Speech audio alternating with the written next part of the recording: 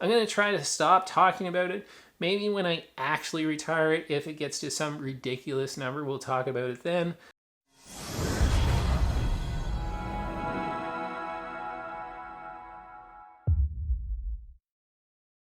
Hi everybody and welcome to today's video. My name is Matt and this is What Matters to Matt, and this is a pretty exciting video for me because today we are talking all about the Saucony Triumph 20 after a little bit over 1,000 kilometers or 600 miles. Now I know that doesn't sound like an absolute ton of kilometers on a shoe, but it's a lot more than I've ever put on any shoe because I'm a little bit of a shoe geek and I like to buy different shoes. I like to try different shoes out. So the fact that I put that many kilometers into a shoe tells you one thing. It tells you that I absolutely love this shoe. And the last update I did on this was at the 500 kilometer mark, and the biggest complaint that I had for Saucony was actually that it filled too many gaps in my shoe rotation, and it left me with not having an excuse to buy other shoes because I felt like this was able to do so many different things and do them quite well. And we'll get into that a little bit today. We'll get into whether my choice for where I use this shoe has changed a little bit. And I also thought that today was a pretty timely time to actually talk about this after 1,000 kilometers because just around the corner from releasing this video, the Triumph 21 is going to hit the shelves. I do not have the Triumph 21 in hand. I'm not one of the lucky ones who was able to get a hold of that early, but there are just minor changes in the 21 from the 20. All of that comes from just in the upper. We've gone from this mesh upper that we see on the 20 to a flat knit upper on the 21. So this review should give you a pretty good idea of whether the durability on the 21 is going to be good in terms of that midsole and that outsole. And also, if you're looking to make the choice between the 20 and the 21, you're going to be able to find the 20 at discount right now on the Saucony site or on several websites. Or if you're like me and you just want to spend that little bit of extra money to get the latest and greatest, you'll be able to get the 21 and be confident in its durability. So we're going to go over how it's been for me, whether I think I'm going to be using this in the future, and what am I going to use it for going forward. So before we get into the dirty details about how this shoe has held up over 1,000 kilometers, let's talk about just a couple of the stats. We are looking at that mesh upper, and again, it is gusseted. You've got these little tabs on here that you're seeing on a lot of Saucony shoes to just help with the lockdown, which I find actually does help a little bit. That midsole is made up of a Power Run Plus midsole, and also starting in the Triumph 20 and with a lot of other Saucony shoes now, the insole on this is also Power Run Plus, and we'll get into that in terms of durability here in just a couple of minutes. And you're looking at a 10 millimeter drop, so it's 37 millimeters in the heel and 27 millimeters down here on the forefoot. And you've got a nice amount of rubber coverage on the bottom of the shoe to protect all that Power Run Plus midsole. All right, so how has this shoe held up after all those kilometers? Well, starting with the upper is I'm seeing very little wear and tear even after all those kilometers. There is, maybe if you're really picky and you're into the cosmetics in the overlay here, there's just a little bit of splitting on the medial side, but that's just in the overlay. It doesn't affect the shoe at all whatsoever. And around the heel collar, nothing big to report. And I think honestly, in terms of how much that's going to affect it in the future, you could get another 1,000 kilometers out of this upper and you'd be perfectly fine. There's just a little bit of wear there, maybe a touch of wear in the heel of the other shoe, just around the heel collar. But overall, that upper is held up incredibly well, which I was really, really happy with because it was the one complaint that I had and a number of other people had with the Triumph 19 before they did kind of a complete overhaul. And I got the 19 here. You can see, actually, you can see that the 19 has kind of been relegated to my lawn mowing shoe. But on the inside of the 19, what was happening was we were getting this sort of splitting happening, and a lot of people had that different problem like I did. Focus back on me.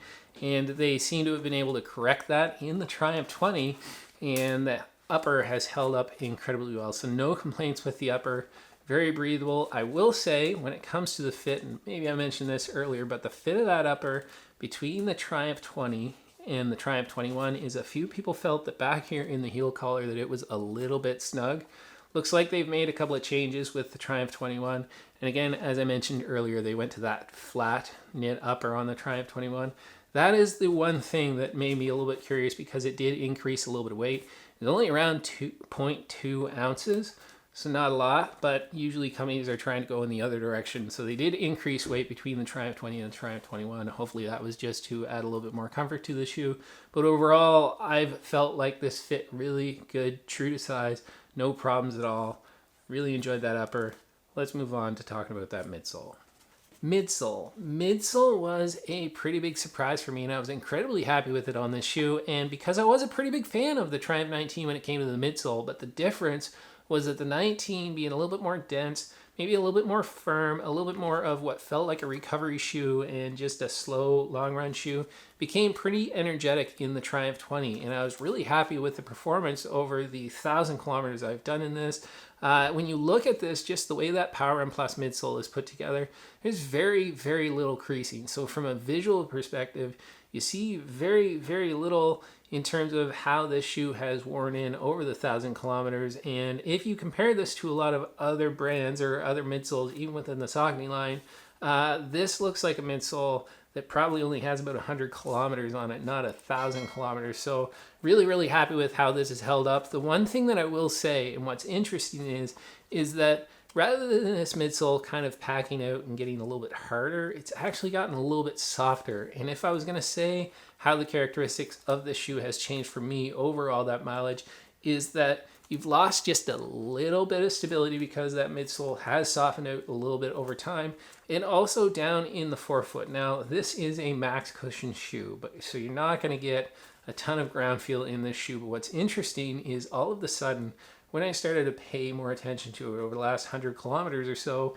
is that since it was softer, you're starting to get a little bit of ground feel in that toe. Since you've got that 10 millimeter drop, even though it is a max cushion shoe, that's a pretty high drop for a max cushion shoe, which means that you got less down here in the forefoot, and it's plenty when it's new and plenty still now as a daily trainer. But if I'm looking at this as a recovery day shoe, if I'm looking to go out there and not feel the ground at all, if that's what you're into, I would say that's the one place that this has kind of changed for me, is that I am starting to feel the ground a little bit. And if I'm super beat up, or if I'm at the end of a long slow run, I don't want to feel anything, and I want that extra stability. And I don't really get that in this anymore. Now, I'm not saying that that's a bad thing. I'm not saying that I won't use it for recovery runs. I'm not saying that it's not worth using now, even after 1,000 kilometers, for those easy long runs. I'm just saying that the characteristics have changed slightly, where it's slightly less stable than it was. Not a stability shoe to begin with, but I found to be fairly stable given that high stack height and the amount of energy return and squish that you're getting out of the shoe. But that's where most of the changes have happened with the midsole. Still a great shoe, but it has changed in terms of how it's running over when I first bought it. All right, so let's have a quick look at the outsole on this. And the outsole rubber has held up really, really well. It's kind of crazy to think that it's protected the midsole so well. To give you an idea, and I think one of the things that's really important when somebody does a long-term shoe review is to give you an idea of what they've been running on. About half of the mileage in this shoe was run through the winter months on snow and ice, and about maybe 100 kilometers out of the 1,000 was run on a treadmill, and the rest of it was just roads, pavement, and a little bit of crushed rock. On the outsole here, there is plenty of rubber here that protected that midsole and still protects that midsole today. And I would say over something like the Ride series, the Ride 15 that I have back there on the shelf, you never see much wear on the exposed midsole. Somehow it's just the rubber's raised enough that I'm not seeing anywhere. There might be a little bit here just on the lateral side in terms of where I'm getting a wear and tear. It's just back here in the heel and maybe some up here in the toe box, but it's really, really surprising to think that this has that many kilometers on this shoe. And given the amount of grip that I get out of this, which I was also surprised with over the previous version, I'm going to say that honestly, it's pretty amazing what they've been able to do to have that rubber hold up as well as it has. All right, so overall, it's pretty obvious how I think this shoe is held up. It's held up really, really well. The outsole, plenty of rubber left on it to get in a lot more miles. The midsole has shown a little bit of softening, which means that on those longer runs, I'm bottoming out a little bit in the front, and it's a little bit less stable in the heel, but not something I'm worried about in terms of putting in some daily miles. The upper is really, really good.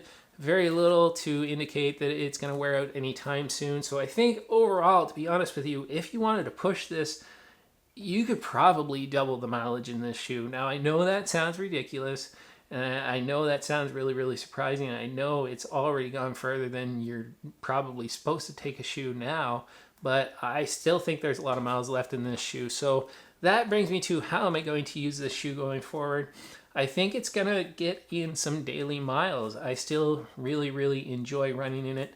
I'm running a lot of my daily miles right now in the Puma Velocity Nitro 2, which is a really, really good shoe. But just to change it up, since we're getting into another marathon prep, probably going to throw this on every once in a while. It's probably not going to be a long run shoe for me anymore, just because of, I feel like I mentioned over time during those longer runs, now I'm getting a little bit more bottoming out in the forefoot. And I just bought the Nimbus 25, which we're going to have a review on that shoe coming up really, really soon. And probably it makes sense to do a comparison between this shoe and that one. But it's still going to get lots of miles. It's going to continue to be in my rotation. I'm going to retire it from being something I reach for every single day for every single run. But I have been absolutely loving this shoe. If you don't have the Triumph 20, if you've not tried out the Triumph 20, go ahead, try it out. I think you're going to be really surprised with what you can get out of this shoe. And the proof is in the pudding. I got a ton of miles in the shoe, and I think there's a ton of miles left to go in it.